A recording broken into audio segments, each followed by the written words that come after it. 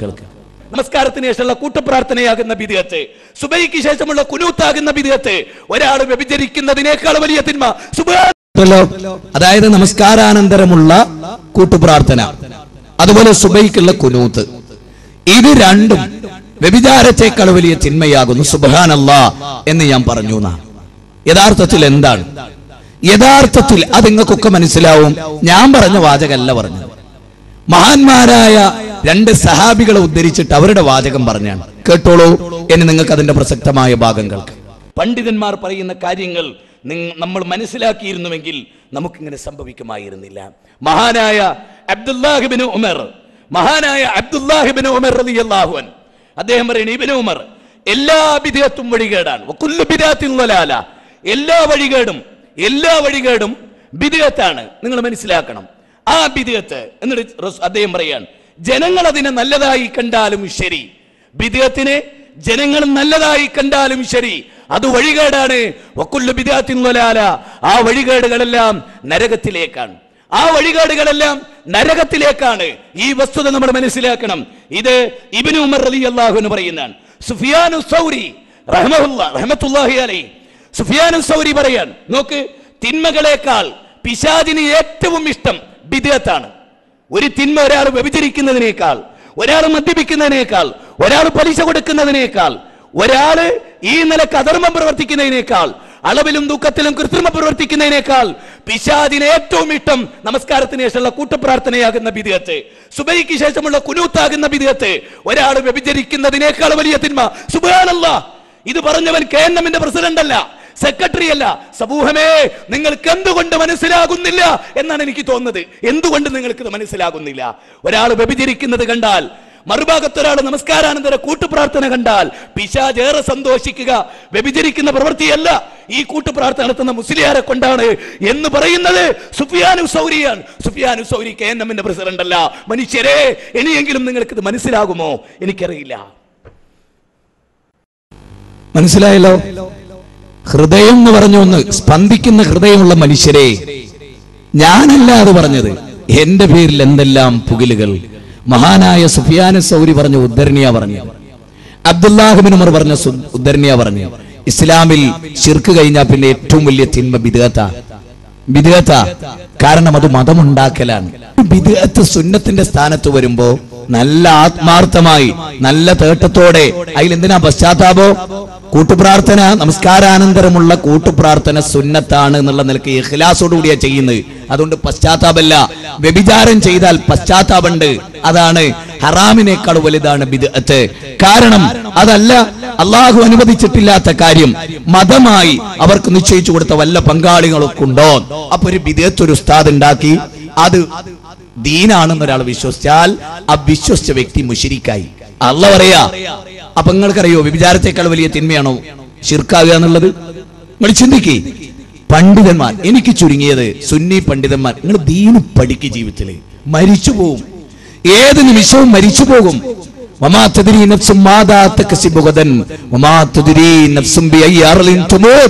ഏത് ഭൂമിയിൽ വെച്ചാ നിങ്ങൾ മരിക്കുക, നാളെ എന്താ നിങ്ങൾക്ക് സംഭവിക്കുക, അതൊന്നും നിങ്ങൾക്ക് പറയാനാവില്ല.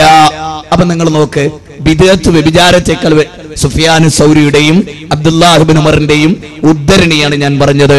അങ്ങനെ ഒരു ഉദ്ധരണി ഇല്ല എന്നല്ലേ മുസ്ലിയാക്കന്മാര് പറയേണ്ടത്? അല്ലെ?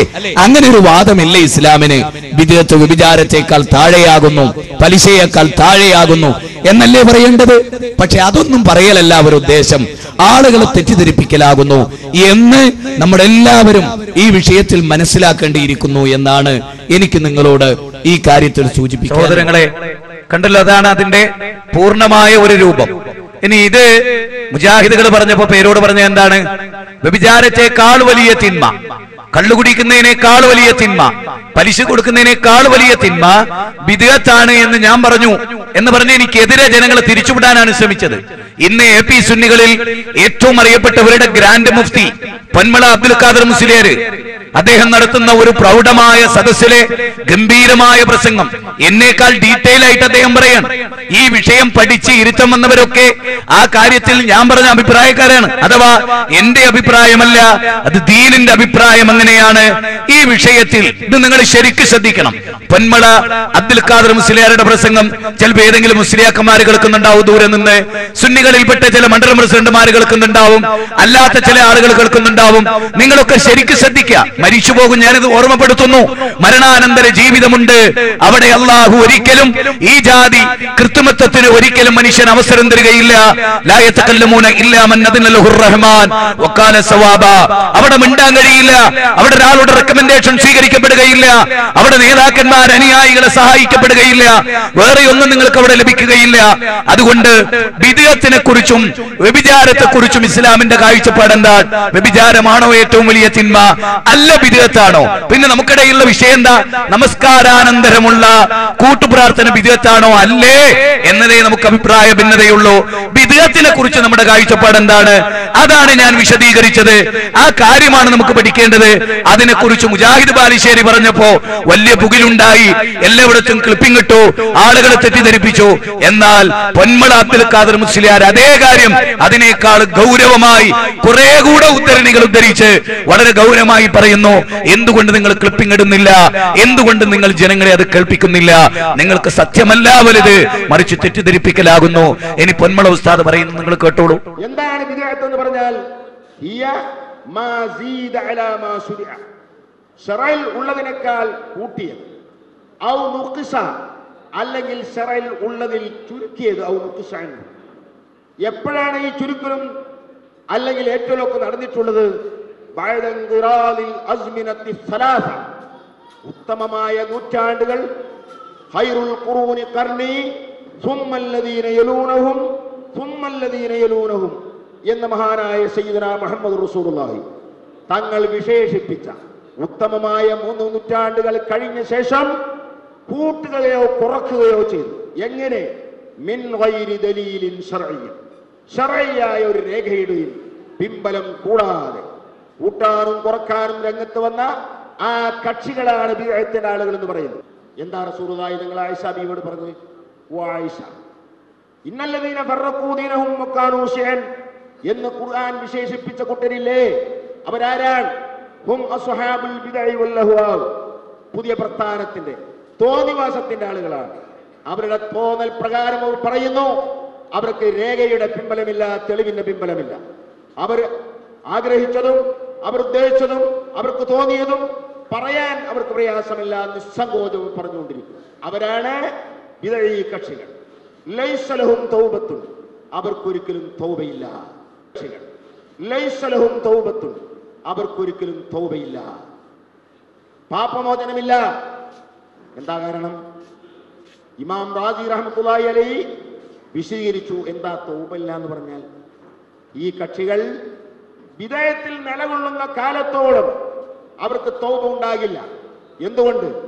ഫാസിഖീങ്ങളും മുബ്തദീങ്ങളും തമ്മിൽ അവിടെയാണ് വ്യത്യാസപ്പെടുന്നത്. എന്തുകൊണ്ട്?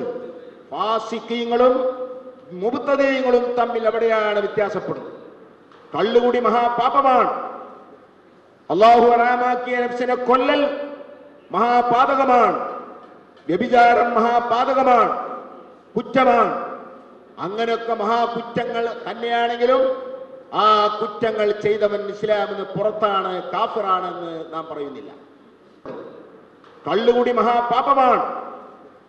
അല്ലാഹു ഹറാമാക്കിയ നഫ്സിനെ കൊല്ലൽ മഹാപാതകമാണ്. വ്യഭിചാരം മഹാപാതകമാണ്, കുറ്റമാണ്. അങ്ങനെയൊക്കെ മഹാകുറ്റങ്ങൾ തന്നെയാണെങ്കിലും ആ കുറ്റങ്ങൾ ചെയ്തവൻ ഇസ്ലാമിന് പുറത്താണ്, കാഫിറാണെന്ന് നാം പറയുന്നില്ല. അഹ്ലുസ് സുന്നയുടെ വിശ്വാസം അതാണ്. അവരുടെ ഈമാൻ വളരെ ലൈഫാണ്. ശക്തിയുള്ള മുഅ്മിൻ ഒരിക്കലും അത് ചെയ്യില്ല. പക്ഷേ ഇത് ചെയ്തൊരൊറ്റ കാരണം കൊണ്ട് ഇസ്ലാമിന് പുറത്താണെന്ന് അഹ്ലുസ് സുന്നത്തുൽ വൽ ജമാഅ പറയുന്നില്ല. ഏതെങ്കിലും ആവട്ടെ, അഹ്ലുസ് സുന്നയുടെ വിശ്വാസപ്രകാരം അവർ ഇസ്ലാമിന് പുറത്തല്ല. അതുകൊണ്ട് തന്നെ അവരുടെ മനസ്സിൽ പാപമുക്തി നേടാനുള്ള നല്ല മനസ്സൊരു സമയത്ത് വന്നെന്ന് വരാം. കാരണം അവർക്കറിയാം ഞാൻ ചെയ്തത് കുറ്റമാണ്, ഇത് തെറ്റാണ്, പാപമാണ്, അള്ളാഹു പുറത്തു വരുമോ? അവർക്കറിയാം. അതുകൊണ്ട് തന്നെ ഒരു വേളയിൽ അവർ പറയും, ഇതാ ഞങ്ങൾ പാപം ചെയ്തു പോയി, ഞങ്ങൾക്കതിൽ നിന്ന് മുക്തി കിട്ടണം. അതുകൊണ്ട് തന്നെ സയ്യിദുമാരെ കാണുമ്പോൾ, ആലിമീങ്ങളെ കാണുമ്പോൾ, സാലിഹീങ്ങളെ കാണുമ്പോൾ ദുആ ചെയ്യാൻ വേണ്ടി പറയും. ഈ സ്വഭാവം മുബ്തദിയിൽ കാണില്ല. കാരണം അവൻ വിശ്വസിക്കുന്നത് അവന്റെ ആശയങ്ങൾ 100% ശരിയാണ്, തെറ്റല്ല എന്ന്. അവന്റെ ആശയങ്ങളൊക്കെ സത്യമായി അവൻ വിശ്വസിക്കുന്നു. അതുകൊണ്ടാണ് അവർക്ക് തൗബയില്ല. കാരണം തൗബയുടെ ഒന്നാമത്തെ ഷർത്ത് തന്നെ അൽ ഇഖ്റാറു ബിദ്ദംബി, ചെയ്ത പാപം കൊണ്ട് സമ്മതിക്കണം. ഈ സമ്മതം ബിദ്അത്തുകാരിൽ നിന്ന് ഉണ്ടാവുകയില്ല. അതുകൊണ്ട് ആ ബിദ്അത്തിന്റെ ആളുകൾ ഒരിക്കലും തൗബ ഇല്ലാത്തവരാണെന്നും അനമിന്നും ബരിയൂൻ, ഞാൻ അവരിൽ നിന്ന് മുക്തനാണ്, വഹും മിന്നീ ബുറാഉ, അവർ എന്നിൽ നിന്ന് മുക്തന്മാരാണ്, അവരെന്റെ ആളുകളാണെന്ന് പറയണ്ട, എന്റെ ദീനിന്റെ ആളുകളാണെന്ന് അവർ പറയണ്ട. അത്രയും ശക്തമായ ഭാഷയിൽ ബിദ്അത്തുകാരെ സംബന്ധിച്ച് മഹാനായ നബി തങ്ങൾ പറഞ്ഞെങ്കിൽ ആ ബിദ്അത്തുകാരുടെ അടയാളമാണ് നാബൽസി പറഞ്ഞത്, ശറഉള്ളതിനേക്കാൾ കൂട്ടുകയോ കുറക്കുകയോ ചെയ്ത കക്ഷികളാണ്. സഹോദരങ്ങളെ, ഇത്ര ഡീറ്റെയിൽ ആയിട്ട് നിങ്ങൾ പരിശോധിക്കണം എന്തൊക്കെ കാര്യങ്ങളാണ് അവിടെ പറഞ്ഞെന്നറിയോ? ഒന്ന്, ബിദ്അത്തുകാരന് തൗബയില്ല മരിക്കുന്നതുവരെ. അതായത് ഒരാൾ വ്യഭിചരിക്കുന്നു, ഞാൻ ഡീറ്റെയിൽ ആയിട്ട് പറയാം. ഒരാൾ കള്ളു കുടിക്കുന്നു, അവന് തൗബയുണ്ട്. കള്ളു കുടിച്ച് തൊട്ട സമയത്ത് അവൻ തൗബ ചെയ്തതിനെ ഒരിക്കലും ചെയ്യില്ലെന്ന് തീരുമാനിച്ചാൽ അള്ളാഹുവിന് പുറത്തു കൊടുക്കും. നേരെ മറിച്ച് ഒരാൾ ബിദ്അത്ത് ചെയ്യുന്നു, അതായത് നമസ്കാരാനന്തരമുള്ള കൂട്ടുപ്രാർത്ഥന മുജാഹിദ് പ്രസ്ഥാനത്തിന്റെ വാദപ്രകാരം പ്രവാചക തിരുമേനിയുടെ ശറഇൽ കൂട്ടിക്കൊണ്ടുവന്ന കാര്യമാണ്, ഇല്ലാത്ത കാര്യമാണ്. മൻ അഹദസ ഫീ അംറിനാ ഹാദാ മാ ലൈസ മിൻഹു ഫഹുവ റദ്ദുൻ മൻ അമില അമലൻ ലൈസ അലൈഹി അംറുനാ ഫഹുവ റദ്ദുൻ കുല്ലു ഉമ്മത്തി യദ്ഖുലൂനൽ ജന്നത ഇല്ലാ മൻ നബാ ഖീല വമൻ നബാ യാ റസൂലല്ലാഹ് വമൻ നതാഅനി ദഖലൽ ജന്ന വമൻ നസാനി ഫഖദ് അബാ. അതാണ് മൻ അഹദസ ഫീ അംറിനാ ഹാദാ മാ ലൈസ മിൻഹു ഫഹുവ റദ്ദുൻ. നമ്മുടെ ദീനിൽ ഇല്ലാത്തൊരു കാര്യം ദീനിൽ കടത്തിക്കുട്ടിയാൽ അത് തള്ളപ്പെടേണ്ടതാകുന്നു.